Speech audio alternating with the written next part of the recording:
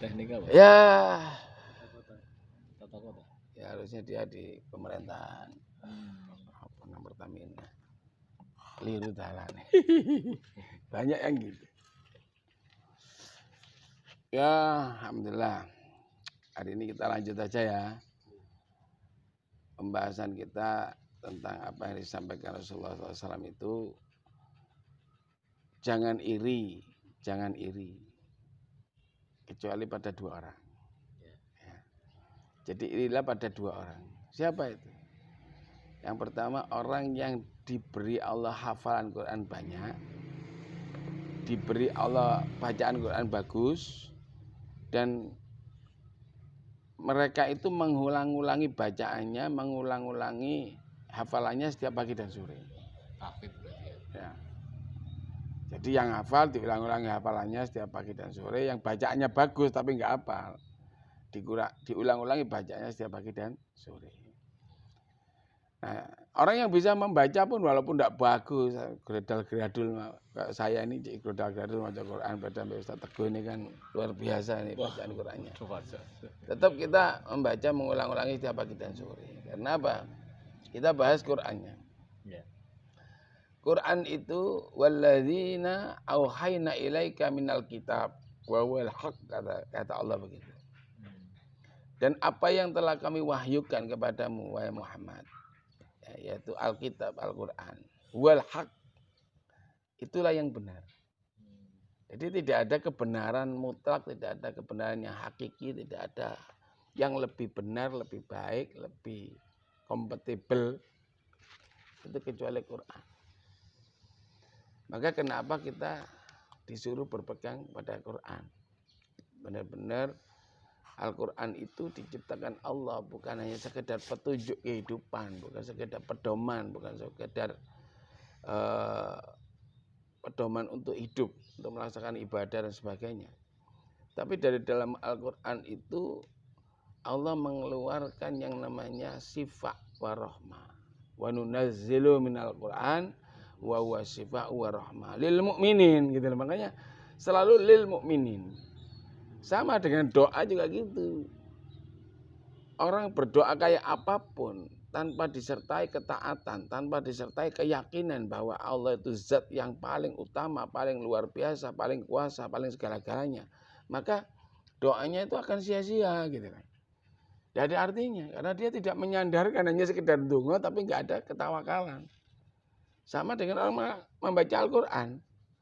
Kalau dia hanya sekedar membaca tanpa ada keyakinan bahwa dari dalam Al-Quran itu bila kita benar-benar membacanya karena Allah, kita benar-benar menghayatinya, memahaminya, mentadaburinya dengan baik, dan lebih-lebih kalau kita melaksanakan Al-Quran itu dalam kehidupan, itu luar biasa nilainya di sisi Allah.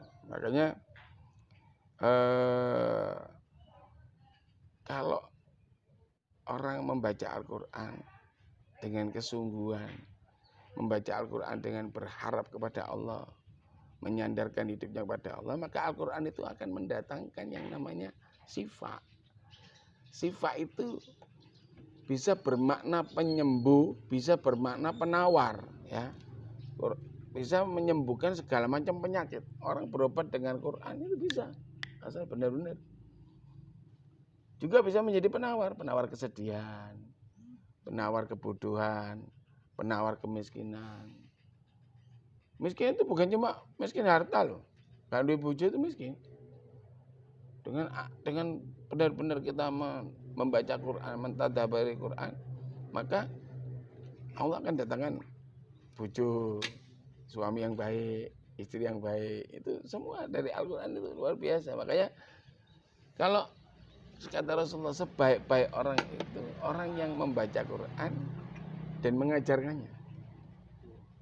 Dan yang lebih baik dari itu adalah orang yang membaca Al-Quran, mempelajari Al-Quran, kemudian mengamalkan Al-Quran dalam kehidupannya dan mengajarkannya kepada orang lain. Yang paling baik dalam hal apapun, yang paling baik itu adalah orang setiap membaca apapun, membaca hadis, membaca Quran, membaca apa, kemudian dia tadaburi, dia pahami. Setelah dia pahami, baru dia laksanakan dalam kehidupannya. dipraktekkan dulu, diamalkan dulu. Ben gak dadi sing jargoni, baru diajarkan gitu lah. Seperti saya katakan zikir-zikir yang selalu saya baca, itu sudah saya amalkan bertahun-tahun dan saya merasakan betul hasil daripada apa yang saya jalani itu, baru saya sampaikan ke orang lain. Jadi hidup ini jangan pernah meninggalkan Al-Quran kalau kita benar-benar kepingin menjadi orang yang tertata hidup kita, ditoto sampai Gusti Allah, tercukupi segala kebutuhan kita karena yang mencukupi Gusti Allah. Kita menjadi orang yang akhirnya hidup ini penuh petunjuk. Kita akan diberi furqan oleh Allah. Furqan itu kita bisa membedakan, iki penting apa gak penting, iki api apa elek, iki bener apa salah, iki perlu dieloki apa perlu gak dieloki. Nah di situ kuncinya. Dan kemarin saya sempat sampaikan kepada Ustaz Teguh dan kepada temannya Pak Yuli waktu itu ya. Banyak orang itu percaya sama Allah. Percaya, adanya Allah itu percaya. Yakin, nggak ada, cuma percaya. Gitu. Jadi belum ada yakin. Percaya adanya Allah. Percaya yang menciptakan Allah. Langit dan bumi itu Allah. Percaya. Percaya yang bagi rezeki, yang berkuasa untuk mengatur rezeki manusia itu Allah. Percaya. Tapi sayangnya, apa sayangnya? Allah sering ditinggalkan. Tanpa sadar itu. Kita ini tanpa sadar sering meninggalkan Allah dalam segala urusan hidup kita. Dalam segala aktivitas hidup kita. Allah saja. Allahu wal hayyul qayyum la ta'khudhuhu sinatun wa la naum. Lahu ma fis samawati wal ardh. Allah ini tidak ada zat yang patut disembah kecuali Allah. Yang maha hidup, maha menghidupkan, maha berdiri sendiri, mengatur seluruh langit dan bumi. Gak pernah ngantuk, apalagi tidur. Orang tahu. Allah ini ngurusi kita 24 jam tanpa berhenti gitu loh. Tapi yang diurusi kita dikai kesempatan turu, dikai kesempatan istirahat, dikai kesempatan mangan, dikai kesempatan berhubungan suami istri. Macam-macam kesempatan itu banyak sekali. Sedangkan Allah sendiri yang menciptakan langit bumi, yang memberi kita hidup, yang menghidupkan kita, yang memberi rezeki kita, yang memberi segala-galanya kepada kita ini tidak pernah berhenti. Gitu loh. Wala naum. Tidak pernah sama sekali tidur. Allah tidur. Iso tabrakan kabeh planet-planet. Loh, kalau kita sudah memahami ayat kursi itu, kenapa kok kita yang diingat Allah 24 jam? Diatur oleh Allah kehidupan kita 24 jam. Allah mengawasi kita, Allah menjaga kita. Loh kok kita tidak hidup bersama Allah? Kok malah ngado atau Gusti Allah? Kok malah lali marang sing ngekeki urip? Kok malah lali marang sing ngekeki rezeki? Kok malah lali malah wedine mbek pejabat, wedine mbek pimpinannya, wedine sama atasannya, wedine sama ini? Keliru. Makanya jangan pernah takut kecuali kepada Allah. Karena Allah itu yang memberikan segala-galanya. Walladzina auhayna ilaika minal kitab wal haqqu musaddiqan lima baina yadayhi. Ya. Jadi kebenaran Al-Qur'an itu membenarkan kitab-kitab yang sebelumnya. Membenarkan kitab-kitab yang terdahulu, kitab Zabur, Taurat, Injil, semua itu dibenarkan oleh Al-Quran dan dirangkum jadi satu di dalam Al-Quran. Jadi innallaha biibadihi lahabirum basir. Sesungguhnya Allah itu benar-benar maha mengetahui, maha melihat segala keadaan hamba-hambanya. Jadi kalau kita ini nggak perlu sambat, gak duwe, Allah wis ngerti. Oh sing gawe gak duwe iku Gusti Allah kok. Kita nggak usah sambat kurang karena Allah sudah tahu. Allah Maha melihat, maha mengetahui segala apa yang terjadi pada hambanya ini. Maka kalau hamba itu benar-benar menghamba kepada Allah, benar-benar tunduk patuh kepada Allah, benar-benar yakin atas segala kebesaran Allah, benar-benar meyakini atas segala yang menjadi kekuasaan Allah, maka tidak ada yang sia-sia. Allah akan, oh iki kurang iki tambahi. Oh iki kurang ini tambahi. Oh iki gak di bojo kayak bojo. Oh iki kurang bojone tambahi bojo. Macam-macam. Oh iki kurang duit tambahi duit. Oh iki wis apik. Tanggung jawabnya gede ngene kok jenduk kene nggone diunggahno. Yang ngatur derajat juga Allah. Maka di dalam ayat surat Fatir itu Allah mengatakan summa awrasnal kitabal ladzinas tafainahu min ibadina.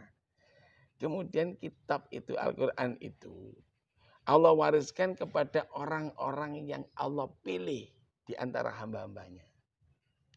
Ya. Ada orang faminhum dzalimun linafsi. Dia ini tahu Al-Qur'an itu kitab suci. Dia tahu Al-Quran itu petunjuk kehidupan. Dia tahu Al-Quran itu pedoman hidup baginya. Dia tahu dalam Al-Quran itu Allah keluarkan berbagai macam hal yang bisa merubah hidup. Mengeluarkan sifat, penawar, obat. Mendatangkan rahmat, kasih sayangnya Allah dari Al-Quran itu. Tapi dia nggak mau baca Quran.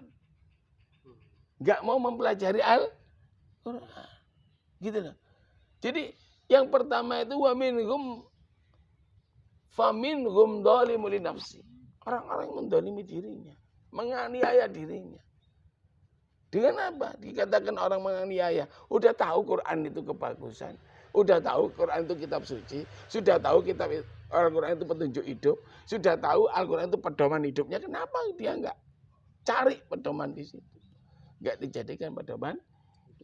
Tidak pernah dibaca, tidak pernah dipahami, tidak pernah dipelajari, apalagi diamalkan.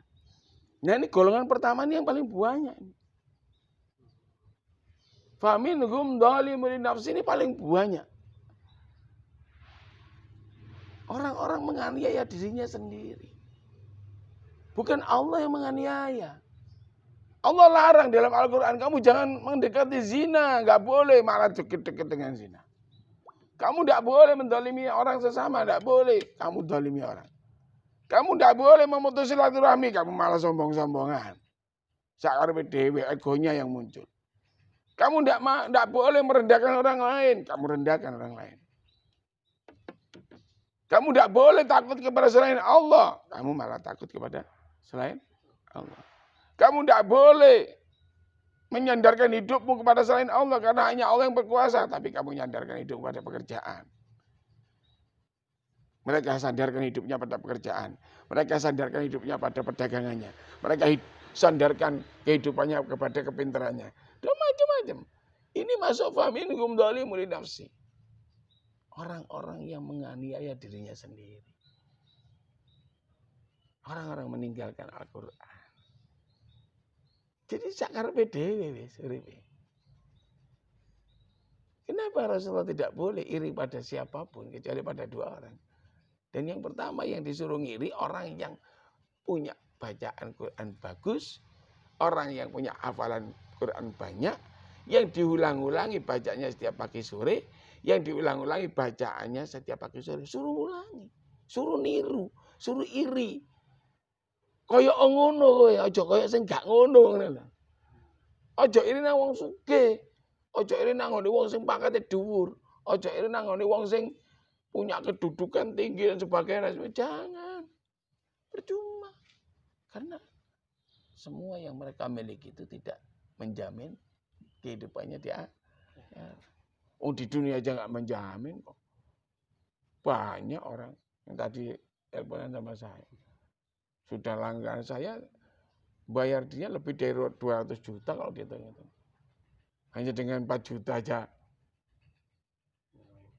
Mau enggak percaya. Tak putus.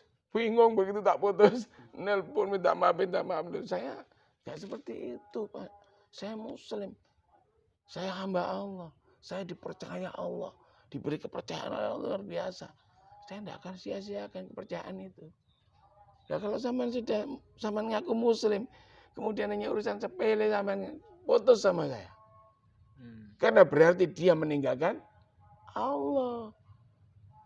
Percuma zaman sholat menyatakan inna sholati wa nusuki wa mayaya wa mamati lillahi rabbil alamin. Kok wedi dikemblang wong. Kok wedi duwe ilang. Kok wedi miskin, kok wedi dagangan gak payu. Kok wedi gak munggah pangkat. Itu kan salah besar. Gitu loh. Salah banget. Yang bisa itu cuma Allah. Maka golongan pertama ini yang paling baik. Jadi Allah katakan tsumma aurasnal kitabal ladzina tafaina min ibadina. Kemudian kitab itu Al-Qur'an itu aku wariskan kepada hamba-hambaku. Yang pertama golongan faminhum zalimul linnafsi, yaitu orang-orang yang suka menganiaya dirinya sendiri. Tahu Quran itu kitab suci gak diwoco. Tahu Quran itu pedoman hidup ya gak digawe pedoman hidup. Tahu Al-Quran itu sumber dari segala sumber hukum malah diingkari. Malah berhukum kepada hukumnya manusia. Manusia yang tidak tahu Quran. Manusia yang tidak paham Quran. Manusia yang tidak pernah baca Quran. Manusia yang tidak pernah memahami Al-Quran. Manusia yang tidak pernah mempelajari Al-Quran. Malah dieloi hukum-hukumnya. Ditaati. Tapi hukum Al-Quran, hukum Allah yang tertinggi malah ditinggi. Itu salah besar. Jangan sampai.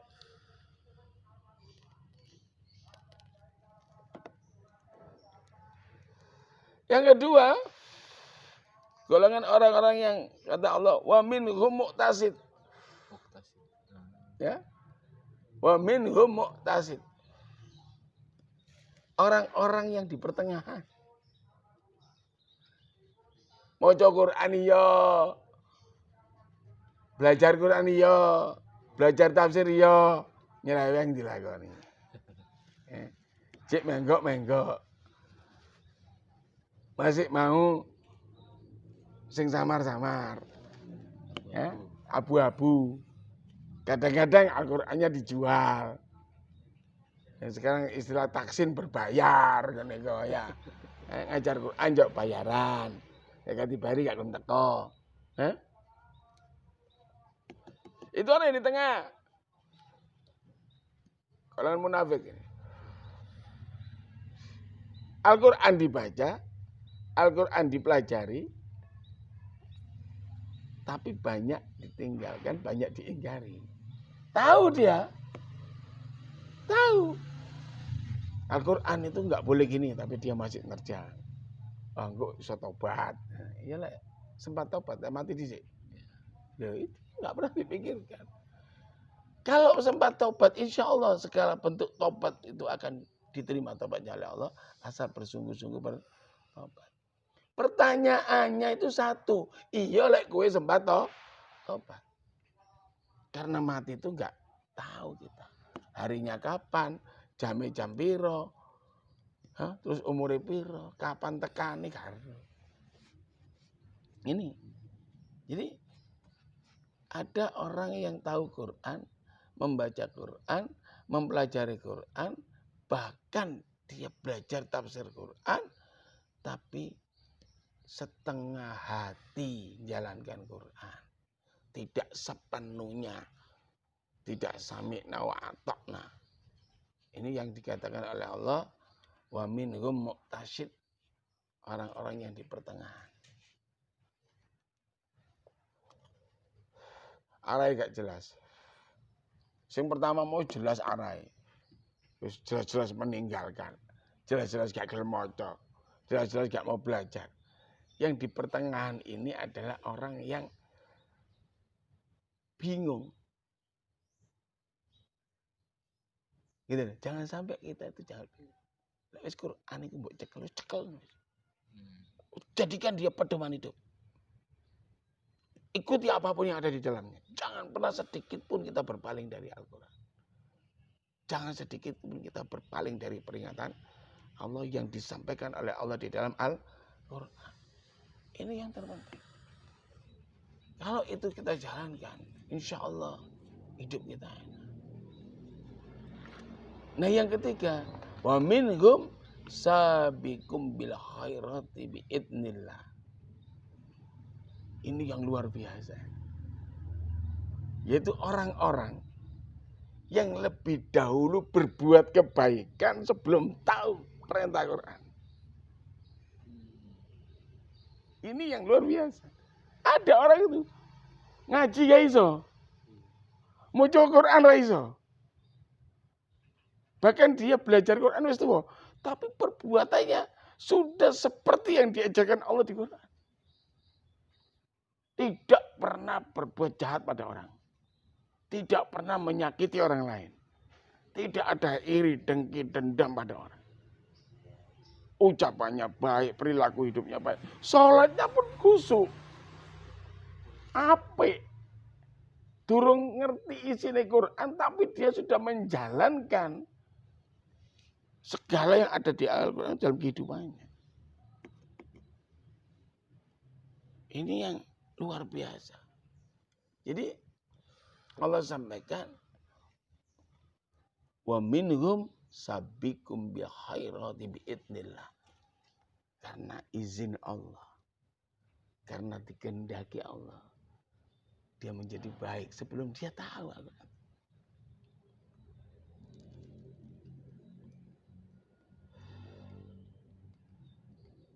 Allah sampaikan ini zalika wal fadlul kabir. Kepada orang yang ketiga ini. Zalika wal fadlul kabir. Ini adalah karunia yang sangat besar dari Allah. Tidak semua orang memiliki. Makanya jangan kita iri pada orang yang bacaan Qur'annya enggak bagus, biasa-biasa. Kok bisa begini, kok bisa ini.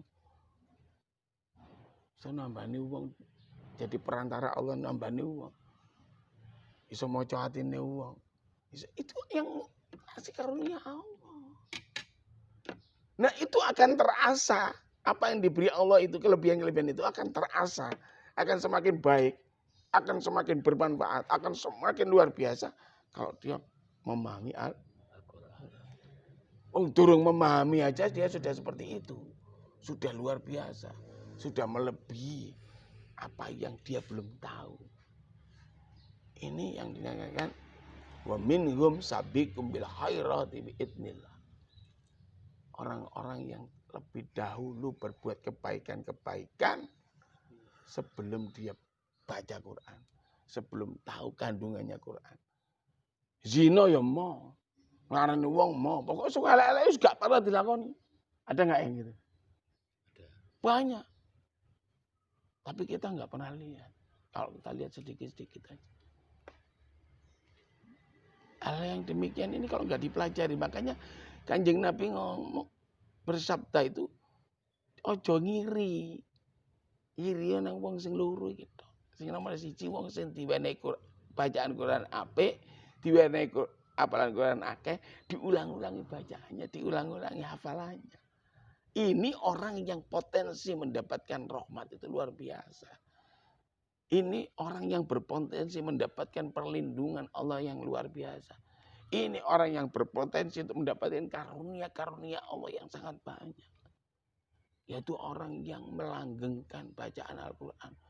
Yang menjaga hafalan Quran. Lebih-lebih kalau mau mengamalkan.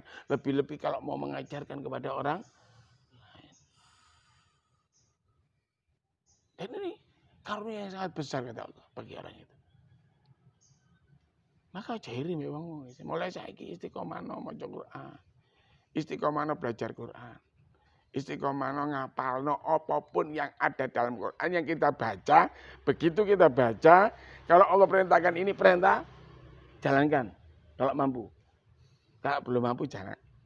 Yang penting mengimani dulu, meyakini dulu.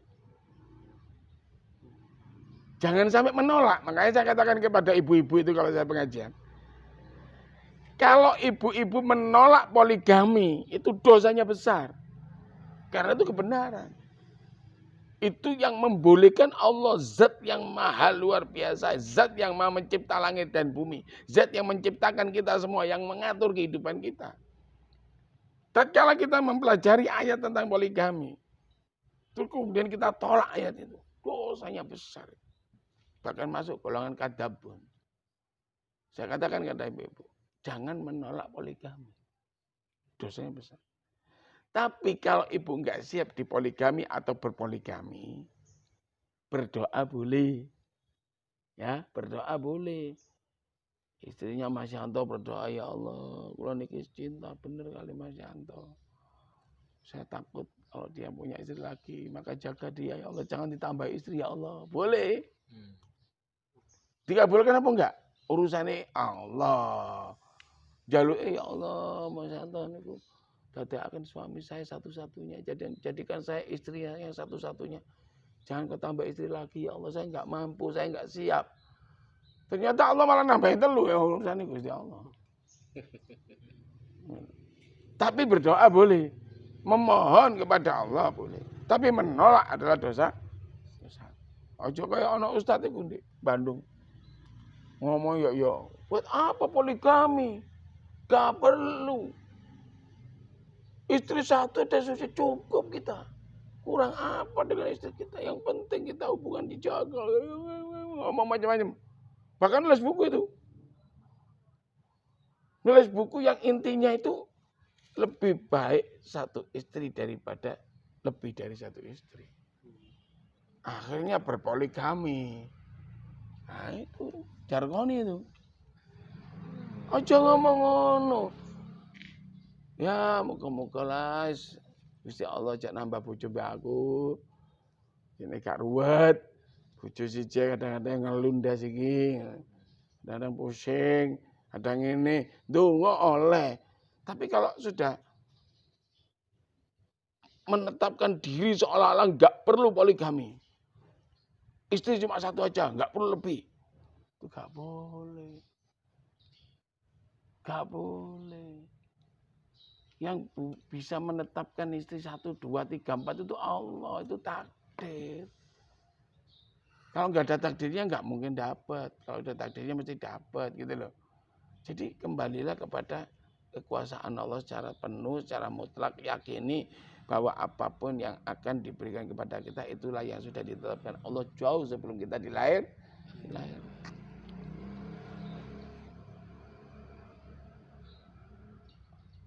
Itu ada 3 itu ya, harus diingat. Mau golongan mana kita? Faminhum dhalimulin nafsi. Jadi Al-Quran ini Allah wariskan kepada 3 orang, 3 golongan. Yang pertama, golongan orang yang menganiaya diri sendiri, menyia-nyiakan Al-Quran, tidak peduli dengan Al-Quran, tidak mau tahu dengan Al-Quran. Wis pokoke moh wis urip gak perlu Quran gak apa-apa. Sing penting iku ambut gawe temen, sing penting serius dagang sugih urip enak. Yang nomor 2, orang-orang yang di pertengahan. Orang-orang yang Quran diwaca, Quran dipelajari tapi ya diingkari, ya didustai, ya dilanggar perintah dan larangannya dan sebagainya. Syukur-syukur saiki awak dhewe durung mempelajari tafsir Quran, durung teman-teman belajar Quran, kita masuk di golongan orang-orang yang lebih dulu berbuat kebaikan sebelum kita tahu kandungan yang apa yang terkandung secara mutlak di Al-Quran. Wa minhum sabiqum bil khairati bi idznillah. Golongan itu yang terbaik. Ya. Jadi itu mudah-mudahan dengan kita sepenuh hati mempelajari Al-Quran, sepenuh hati kita belajar Quran, sepenuh hati kita memahami Al-Quran, sepenuh hati kita mengamalkan kandungan yang ada dalam Al-Quran, dan dengan sepenuh hati pun kita ajarkan kepada orang lain untuk mengikuti apa yang sudah kita jalankan. Itulah kehidupan yang sebenarnya yang akan membawa kita kepada kebahagiaan dunia sampai amin. Ini mohon sih. Habis gini kita lanjut ke Belali ya. Direkam di Boyolali ya.